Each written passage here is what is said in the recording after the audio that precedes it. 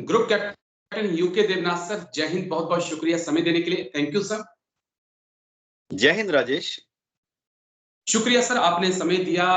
अग्निवीर के मुद्दे पर मेरी और आपकी कई बार चर्चा हो चुकी है और कई ऐसे वीडियो हैं, कई आपके ऐसे पॉइंट हैं जिनको मेरे व्यूअर्स ने काफी पसंद किया है। उन्हीं में से एक व्यूअर्स है, उसने वो अग्निवीर है और वो कह रहा है कि सर उसने अपनी एक प्रॉब्लम रखी है कि सर बैंक मैं अग्निवीर हूं, लेकिन बैंक में मैं लोन लेने जा रहा हूं, बैंक मेरी जॉब की गारंटी के ऊपर भी मुझे लोन देने को तैयार नहीं है। मुझे अपने घर की मेंटेनेंस करवानी है, छत उस पे डलवाना है, वो लीक हो रहा है बरसात के मौसम में, लेकिन बैंक पैसा देने के लिए तैयार नहीं है, लोन देने के लिए तैयार नहीं है अग्निवीर की जॉब गारंटी के ऊपर। एक बड़ा अलग सा एक ऐसा इशू सामने आया है सर, जिस पे शायद कोई बात नहीं कर रहा है। ये तो एक अग्निवीर का कमेंट है, कई और होंगे। किसी की बहन की शादी होगी, किसी की माँ की तबीयत खराब होगी, किसी की घर में कई समस्याएं होती हैं, कई बार पैसे की जरूरत पड़ जाती है। और सबसे अहम बात की अग्निवीर या तो किसी मजदूर का बेटा है या किसी किसान का बेटा है, किसी नेता का, बिजनेसमैन का बेटा तो है नहीं जिसके पास अरबों करोड़ों रुपए पड़े हुए हैं, लाखों रुपए जो है वो जेब में लेकर घूमता है। सर मैं चाहूंगा कि आज इसी पे बात रखें कि ऐसा क्या कारण है कि अग्निवीर को बैंक लोन भी देने से कतरा रहे और हम सपने दिखा रहे हैं कि 4 साल बाद तो आपको हम चंद्रमा पे नौकरी दिलाएंगे। राजेश, अच्छा हुआ कि आपने ये सवाल मेरे से पूछा। पहली बात तो ये है, मैं सब बच्चों को बता दूं, अग्निवीर मेरे बेटे के बराबर हैं कि फौज से रिटायर होने के बाद मैं एक बैंक में ही एडमिनिस्ट्रेटिव या सिक्योरिटी कंसल्टेंट था। अग्निवीर की जो ये दुविधा है, बहुत ही दुखद दुविधा है। मैं सारे अग्निवीर को 2-3 चीजें बताना चाहता हूं, जो कि मैंने अपने बैंक में जो मित्र हैं, आज सुबह उनसे बात करने के बाद अब समझा हूं। देखिए, 2-3 चीज राजेश बहुत जरूरी है। एक तो है कि हर बैंक का लोन देने का जो नजरिया होता है या पॉलिसी होती है, अलग अलग होती है। प्राइवेट बैंक की एक तरह से पॉलिसी होती है लोन देने के लिए, सरकारी बैंक की एक तरह से होती है पॉलिसी देने के लिए। जितने सरकारी बैंक हैं उनमें भी आपस में अलग अलग नजरिए होते हैं। सबसे बड़ी बात यह होती है कि जो बैंक में लोन देने वाले अधिकारी होते हैं, कस्टमर केयर में जो अधिकारी होते हैं, उनकी 3-4 ब्रीफिंग होती है। मोटा मोटी सारे बैंक 3 रूल फॉलो करते हैं। एक, जो लोन आवेदन दे रहा है उसकी पक्की नौकरी है कि कच्ची नौकरी है, सरकारी हो या प्राइवेट। काफी लोग प्राइवेट में पक्की नौकरी करते हैं, काफी लोग प्राइवेट में कच्ची नौकरी करते हैं, काफी लोग सरकारी पक्की नौकरी करते हैं, काफी लोग सरकारी नौकरी करते हैं, कच्ची नौकरी करते हैं। सरकारी नौकरी में है ऑन कॉन्ट्रैक्ट, प्राइवेट में सिविलियंस की बात कर रहा हूं। बैंक का जो लोन अप्रूविंग ऑफिसर है, उसके गाइडलाइन में ये है कि 1 महीने का जो तनख्वाह के बराबर लोन है। मैं मानता हूं पहले कि उस अग्निवीर की तनख्वाह उस बैंक में आ रही है जहां से वो लोन लेने की कोशिश कर रहा है। सारे बैंक किसी भी अपने क्लाइंट को, चाहे वो अग्निवीर हो या कोई भी हो, उसको अगर उसकी रेगुलर सैलरी वहां आ रही है, 1 महीने का लोन तो वो आंख बंद करके दे देते हैं। दूसरी बात, ज्यादातर बैंक में नियम यह है कि अगर उस कर्मचारी की तनख्वाह लगातार पिछले 1 साल से आ रही है और लगातार अगले 1 साल तक आती रहेगी, इसको जज करने के बाद, यानी वो पूछेगा कि आप अग्निवीर कब से हो? 2 साल से। तो ये पता है कि वो उस बैंक में 2 साल और रहेगा। अग्निवीर तो 4 साल की है ना। दिक्कत कहां आ रही है कि वो बैंक को ये श्योरिटी नहीं है कि उसके बाद वो और कहीं ट्रांसफर नहीं हो जाएगा। समझिए, अग्निवीर ने लोन की एप्लीकेशन डाली उधमपुर में आज। बैंक मैनेजर को या लोन अप्रूविंग जो ऑफिसर है उसको डर ये है कि ऐसा ना हो कि ये अग्निवीर 4 साल का टेन्योर है ना, ऐसा ना हो कि अगले साल उसकी पोस्टिंग तवांग में हो जाए, तवांग में कोई दूसरा बैंक उसकी सैलरी जाएगी। आप ये अग्निवीर को समझनी पड़ेगी। एक और चीज बैंक में जो ऑफिसर्स हैं उनकी गाइडलाइन ये है कि अगर उसकी सैलरी पिछले 3 साल से लगातार बैंक में आई गई है तो 3 साल की जो एवरेज सैलरी है, 3 साल की जो एवरेज सैलरी है उसके लिए बैंक वाला उसको तुरंत अगले 1 साल की सैलरी के बराबर लोन दे सकता है।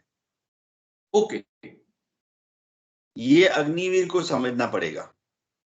तो बैंक में जाकर उन्हें बात करनी पड़ेगी। पहले तो बैंक वाला ये भापने की कोशिश करेगा कि ऐसा तो नहीं है कि अगले साल पोस्टिंग की वजह से अग्निवीर इस ब्रांच को छोड़ के और किसी दूसरे ब्रांच में चला जाएगा। दूसरी बार अग्निवीर की जो लास्ट 3 साल की सैलरी स्लिप है अगर वो दे सकता है तो उसका जो एवरेज बनता है उसके लिए वो अगले 12 महीने, अगले 1 साल की लोन उसको दे देंगे, प्रोवाइडेड उसकी अग्निवीर में 1 साल की नौकरी बाकी है। तो बड़ी दिक्कत आ रही है। अच्छा, दूसरी बात मैंने बीच में मैं आपको जी एक ये कि क्योंकि मैंने भी 17 साल नौकरी की है, आपके पास तो डबल में से तो तजुर्बा है। हम लोग का जो अकाउंट होता है मेनली वो हमारी होम ब्रांच में ही होता है जहां से हम आते हैं। हम मेरा जो अकाउंट है जिसमें मेरी सैलरी आती थी या अब पेंशन आती है वो तो मेरे तब से मेरी होम ब्रांच में ही है।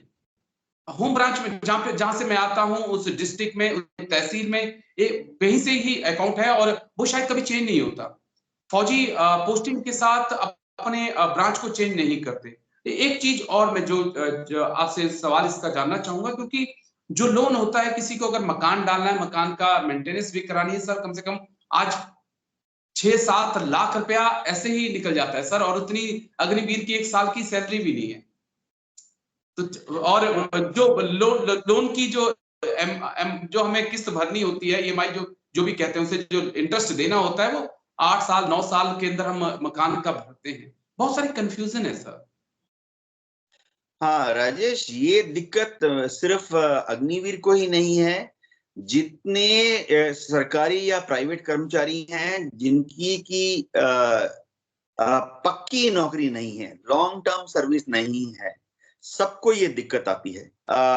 जैसे सेंट्रल गवर्नमेंट एम्प्लॉई है, जब वो जॉब ज्वाइन करता है तो बैंक को मालूम है, उसकी पे स्लिप देखकर उनको आइडिया हो जाता है कि अब ये अगले 10 साल 20 साल 30 साल तक नौकरी करेगा, नौकरी के बाद इसकी पेंशन आती रहेगी। इसी तरह से हमारे जो फौजी हैं, जो कि रेगुलर फौजी हैं, रेगुलर लॉन्ग टर्म सर्विस वाले फौजी हैं, बैंक को मालूम है कि ये 15 साल नौकरी करेगा, 18 साल 20 साल नौकरी करेगा कम से कम, उसके बाद भी इसकी पेंशन आती रहेगी। तो क्या होता है, बैंक लॉन्ग टर्म ईएमआई वाला लोन देने के लिए आसानी से राजी होते हैं, क्योंकि उन्हें रिस्क फैक्टर है। उनको मालूम है 5 साल का लोन दे दो, 10 साल का रिटर्नेबल लोन दे दो, तो उसको कोई दिक्कत नहीं होती है बैंक को, क्योंकि उसको मालूम है कि इसकी नौकरी जहां पर भी, मैं परमानेंट सरकारी नौकरी वालों की बात कर रहा हूं, बैंक को दिक्कत नहीं होती है कि हाँ ठीक है 5 साल का लोन ले लो, 10 साल का लोन ले दो।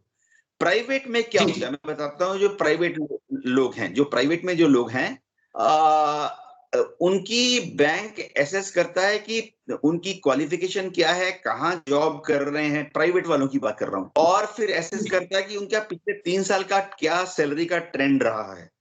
उसके बेसिस पर, क्योंकि बैंक एसेस कर लेता है, प्राइवेट वालों की बात कर रहा हूँ, जॉब वालों की, बैंक एसेस कर लेता है कि हाँ ये तो इंजीनियर है, ये तो डॉक्टर है, ये तो चार्टेड अकाउंटेंट है, इसकी उम्र अभी 28 है, 3 साल से हर महीने ये इतना कमा रहा है।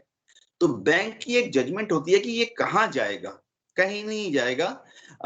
इसकी औकात है कि 5 साल तक या 10 साल तक ईएमआई वापस करता रहेगा। अग्निवीर के बारे में बैंक को संदेह ये हो रहा है कि 4 साल के बाद ये कहाँ जाएगा, क्योंकि उसके बाद 4 साल के बाद उसकी पेंशन भी नहीं है।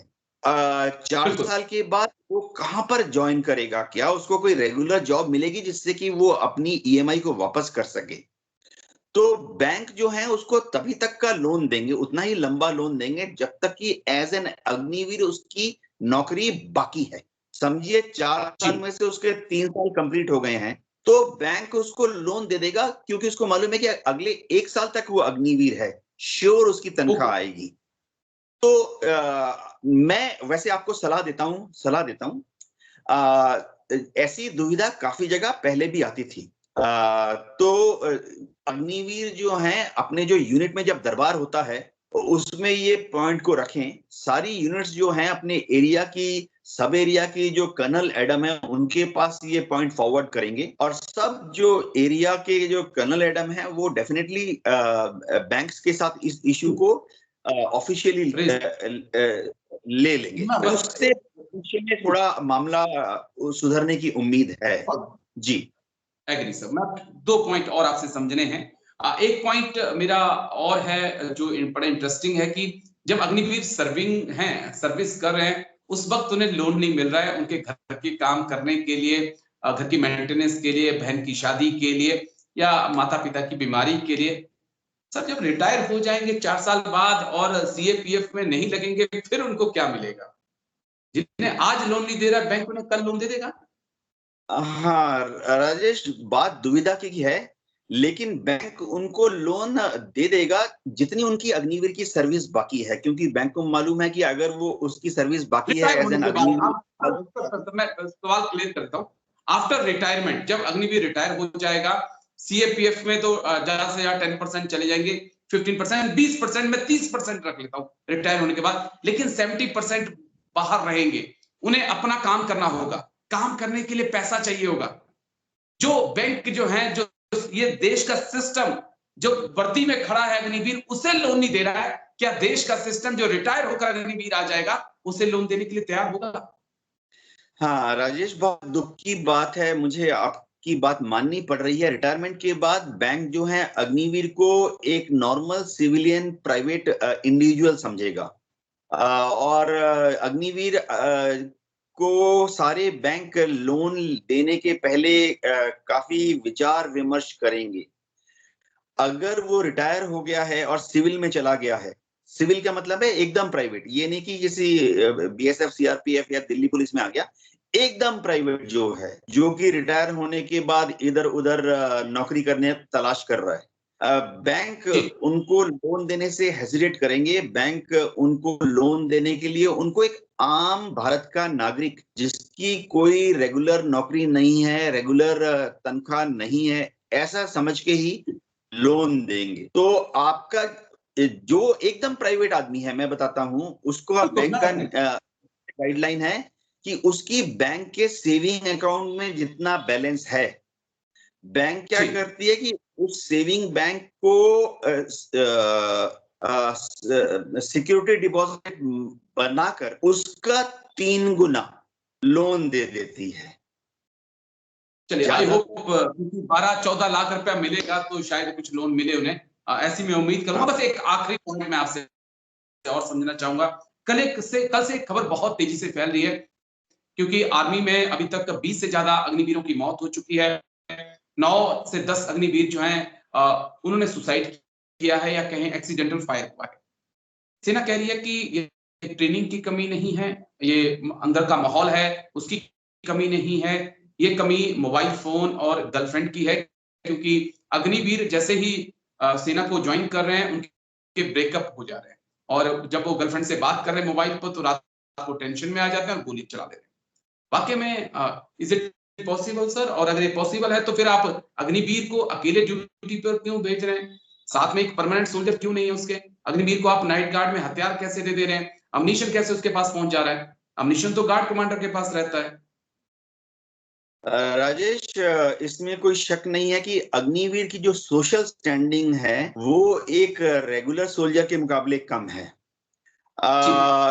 ये अगर एक घर में 2 भाई हैं, एक बीएसएफ ज्वाइन कर लेता है, उसको तुरंत अच्छी लड़की शादी करने के लिए अच्छे घर से मिल जाता है, क्योंकि ससुराल वालों को मालूम है कि अगले 40 साल तक, 60 साल की उम्र तक वो कांस्टेबल, और करते करते करते हेड कांस्टेबल, करते करते करते इंस्पेक्टर बन जाएगा।